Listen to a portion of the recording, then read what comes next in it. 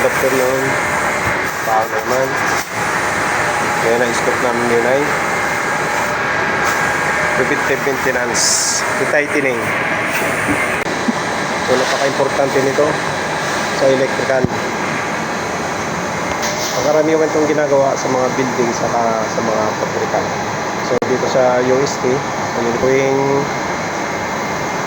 walang pasok, ginagawa namin ng preventive maintenance. Dito kasi kailangan namin i-shut down ang power supply para magawa ang preventive maintenance.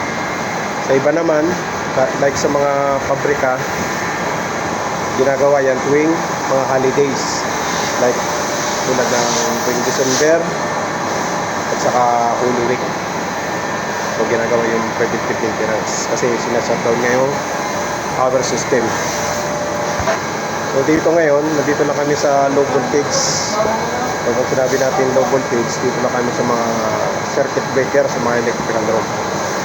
So yung iba, ginagawa naman sa mga substation, sa mga high voltage, like mga transformer, substation. Ano ba yung mga karaniwang ginagawa rito? Unang-una, pag-check ng mga busbar. Kung may mga problema, may mga nasusunog na, may mga maluluwag. So, chinecheck namin yun isa-isa. Then, hinihigpitan. Pag may mga maluluwag ang lugs, circuit breaker, so, nire-record namin yun. And then, hinihigpitan. Para itama yung papanatili yung higpit ng mga lugs sa mga circuit breaker at busbar.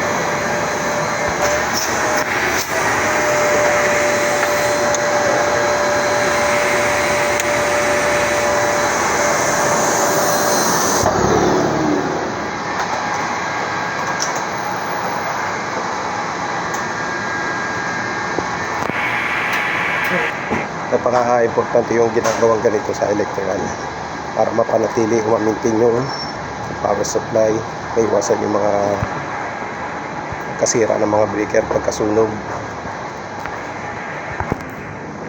Walang power yung buong building. So ganyan talaga pag preventive maintenance. So kumukuha lang kami ng power supply sa itong building para may ilaw lang sa ginagawang area. Dito tayo sa electrical room. So halos naglilinis na lang rito.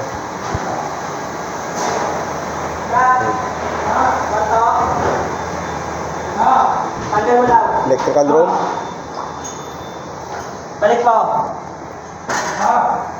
Testing.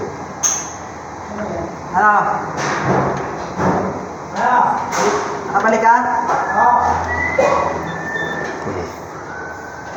Ito ba ang malalaking breaker? Try mo yung one tray.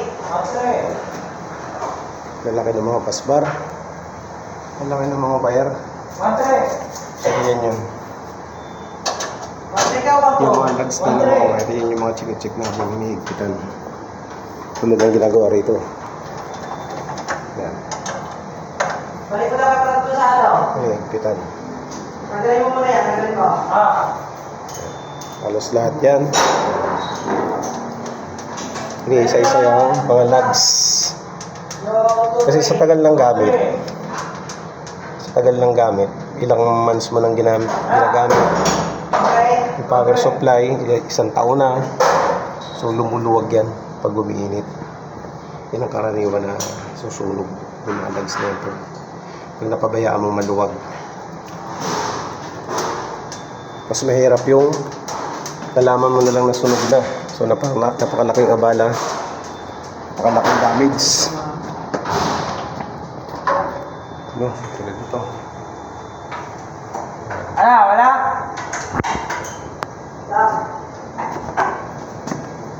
Balik mo lang kayo. Iniisa-isa yung mga lugs na yan. Mga breaker na yan. Hindi, yung mga alikabok na yan. Nililinis din yan. Magamit kami ng basahan. And then, vacuum.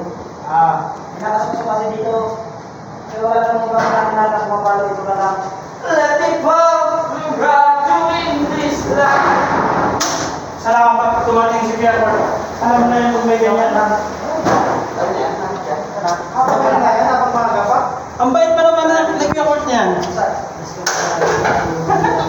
kayo mabait. Puro kayo di pa tapos yung ano, gusto agad merienda. Hindi paano ba tayo gaganayan kung palakas ba? Puro pampalakas. Ito na kasi kuha pa, pero... Mukha ba akong merienda pag nakikita nyo? Mukha kayo nagdadakan ng pera.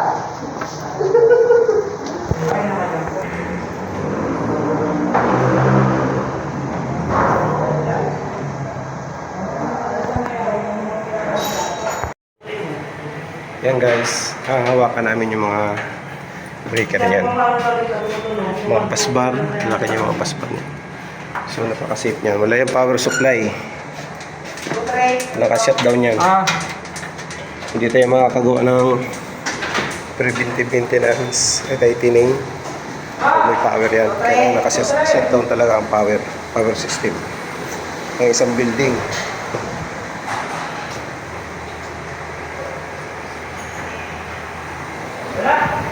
After nito, i-energize na.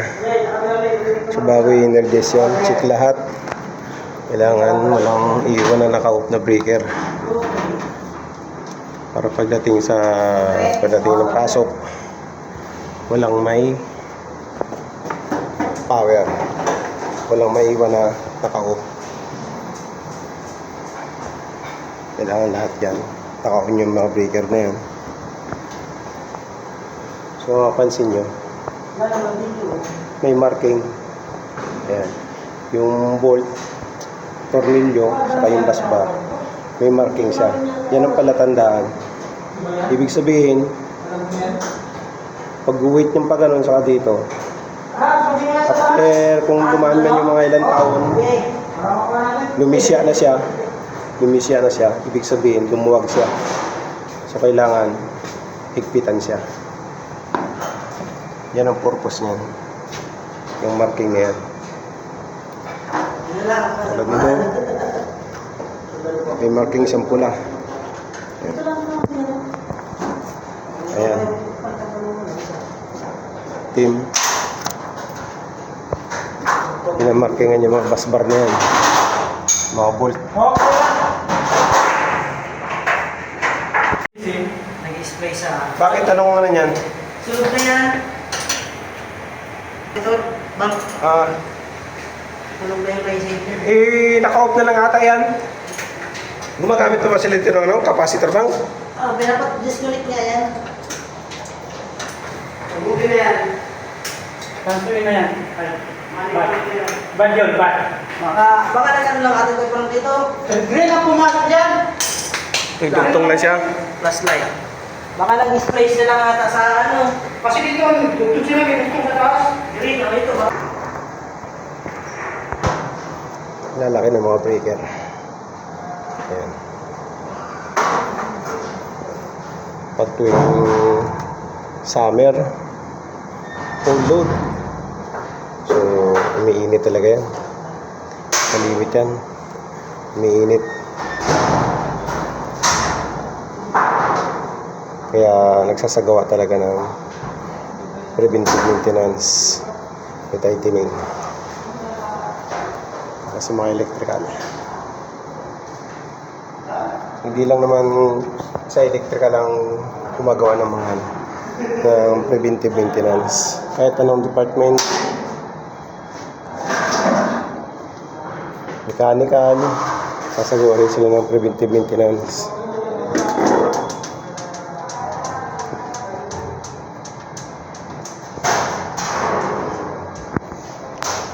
Naglilinis kasi pag di mo nalinisan yan, baka mga 1 taon, 2 taon para ka na nalunay sa alikabok, kakapal na mga alikabok. Ayan, Okay na? mga alikabok. Pero wala din. Next it. Haba. That's it.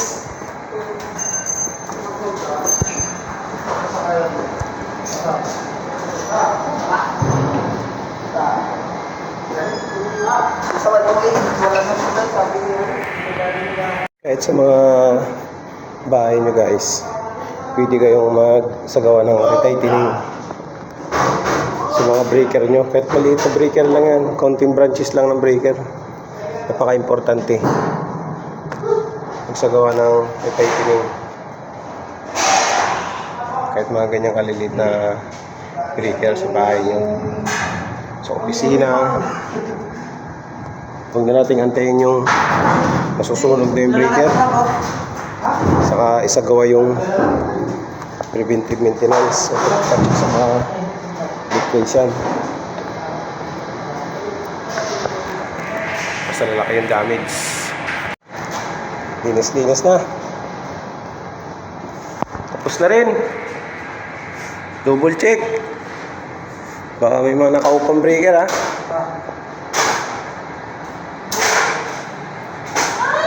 Tapos na din ang isang building.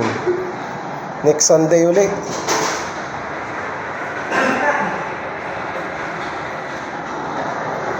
Ito.